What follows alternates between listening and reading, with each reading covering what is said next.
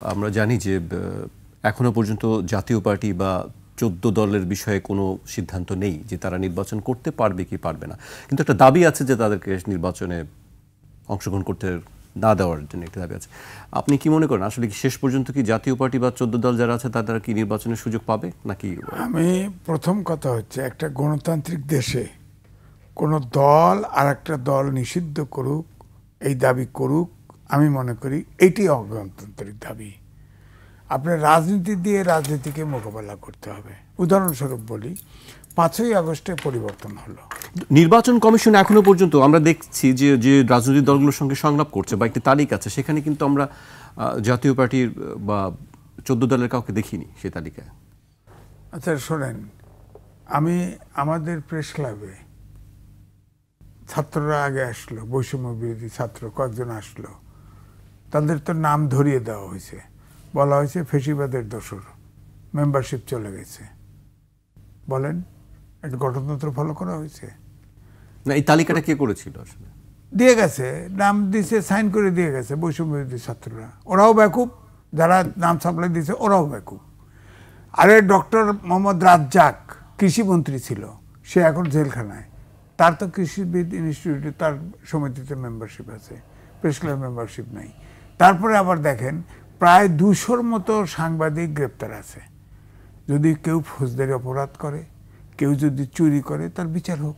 জি, কিন্তু তাদেরকে খুনের মামলা দেওয়া হয়েছে অনেকের বিরুদ্ধে। এটা বিশ্বাসযোগ্য? তাদের কোনো হিয়ারিং হচ্ছে না, জেলে পুড়ে আছে। তাহলে আপনি বলেন, আমরা তো ৩ জন সাংবাদিক, আমরা কি কথা বলতে ভয় পাবো না যে আমাকে ধরে নিয়ে খুনের মামলা দিয়ে থুয়ে দিবে? এই জায়গায় ২ দিন আগে ৩২ নম্বর দিয়ে হেঁটে একটা মহিলা যেতে নিয়েছে, তারা ধরছে, আসার গ্রেপ্তার করছে। অত দূর পর্যন্ত মানলাম, তারা খুনের মামলা দিয়ে দিছে। বলেন, এই যে অরাজকতা, এটাকে বলা অরাজকতা। দেশে কিন্তু এই জন্যই বিশৃঙ্খলা তৈরি হয়। তো এই জন্যে আপনি যেটা বললেন, জাতীয় পার্টি বা আওয়ামী লীগের বিরুদ্ধে মামলা আছে, জাতীয় পার্টির বিরুদ্ধে মামলা আছে, ওয়েট করেন। মামলায় যদি রায় হয়, যুক্তি হয়, তারা আপিল করবে, থাকবে, নিয়ম অনুযায়ী হতে পারে। ধরেন ৫ই আগস্টের পরে এই সরকার সংবিধানের ১০৬ অনুচ্ছেদ অনুযায়ী ওত নিয়েছে। হ্যাঁ, ওত নিয়েছে এই প্রেসিডেন্টের কাছে সংবিধান সম্মত রাখার জন্য। এই সংবিধানে আছে ৩ মাসের ভিতরে জাতীয় নির্বাচন, পার্লামেন্ট না থাকলে ৩ মাসের নির্বাচন, কোনো কারণ থাকলে ৬ মাসের নির্বাচন। যদি আপনি ৬ মাসের ভিতরেও নির্বাচন দিতেন, আওয়ামী লীগ ইলেকশনে পার্টিসিপেট করতো, জাতীয় পার্টি পার্টিসিপেট করতো, কয়টা সিট পেত? তখন যে হেড অবস্থায় ছিল, আওয়ামী লীগ সিট পাইতো না, ভোট পাইতো না। তারা হয়তো ১৫ নাই ২০টা সিট পাইতো। এখন তো আপনি আমাদের বাংলাদেশে বিশেষ করে যে অপ্রেসড, তার পপুলারিটি বাড়ে। যতই অস্বীকার করেন না কেন, আওয়ামী লীগের প্রতি সিম্পেথি বেড়েছে এবং এই সরকারের আচরণে বেড়েছে। এখন হুটহাট করে কেস করে দিলেন, এখন ১.৫ বছর পরে আসা নিষিদ্ধ করবেন, এটা কিন্তু বুমেরাং হতে পারে। এটা অবশ্যই কোনো না কোনো ফর্মে এটার প্রতিবাদ হবে। কারণ এখন যে ধরেন ট্রাইব্যুনাল যে করছে, আপনি নিজেকে বুকে হাত দিয়ে বলেন, যুদ্ধাপরাধীর বিচার চাই ৭১-এর, কিন্তু যেভাবে ট্রাইব্যুনাল করে বিচার করা হয়েছে, মানুষের কিন্তু আস্থা পায় নাই, নিরপেক্ষ মনে করে নাই। কারণ আমি একটা টেলিভিশনে ভুল করে গেছি, বলা হয়েছে, আমি প্রশ্ন করছি, প্রত্যেকটা লোকের বিরুদ্ধে কমন কেস ছিল যে রেপ করেছে সে, অথচ এই যাদেরকে রেপ করছে একটা মহিলা মারা যায় নাই, সব রাস্তার থেকে ধরে দিয়ে সাক্ষী দেওয়ানো হয়েছে। তো বিচারের প্রতি বিশ্বাস থাকবে কেন? আমার কথা হচ্ছে একটাই, যে যদি নিষিদ্ধ করেন, তাহলে আপনি পলিটিক্যালি তো ফাইট করতে পারতেন। এটা বুঝলেন না কেন? সরকারে আছেন কেন? অর্থাৎ এই সরকার কখন শুরু করতে হবে, কোথায় শুরু করতে হবে, কোথায় শেষ করতে হবে, এটা বোঝেই না।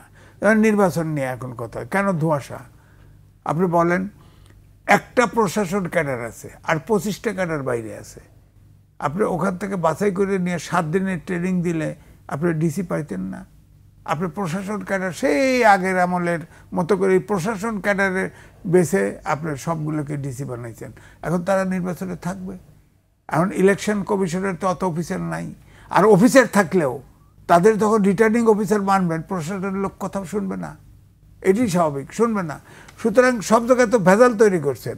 আপনাকে মনে করতে হতো যে একটি সরকার 15 বছর একটানা ক্ষমতায় ছিল, দিনে ভোট হয়েছে, রাতে ভোট হয়েছে, জোর করে ভোট হয়েছে, ভোট হয় নাই, অর্থাৎ সব প্রশাসন অর্গানাইজেশন সব এলোমেলো করে ফেলছে। আপনি গোছাবেন না আগে প্রথমে? আপনাদের রাস্তায় আসার সময় কোনো মেরামত কাজ নেই, কোনো হাইওয়ে থেকে শুরু করে কোনো জায়গায় সংস্কার কাজ নেই, সব পড়ে আছে। সারা দেশে ব্যবসা নাই, কিছু নাই।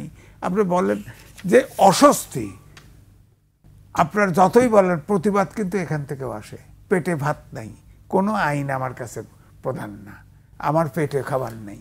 তো আপনি ইলেকশন দিবেন, দেশটাকে এইভাবে অগোছালোভাবে ইলেকশন দিবেন, সেই ইলেকশন হবে, এই ইলেকশন শান্তিপূর্ণভাবে সবাই করবে, এটা ভাবেন কি করে আপনি? আমার তো মনে হয় এই জন্যই ধোঁয়াশা এখনো আছে, ইলেকশন হয় কিনা। ফখরুল ইসলাম আলমগীর কালকেও কইছে যে ইলেকশন হয়তো হবে, তবে আমরা ইলেকশনে যাইতে চাই, মানে একটু কি ভাষা মনে নেই আর কি। আমি তুষার ভাই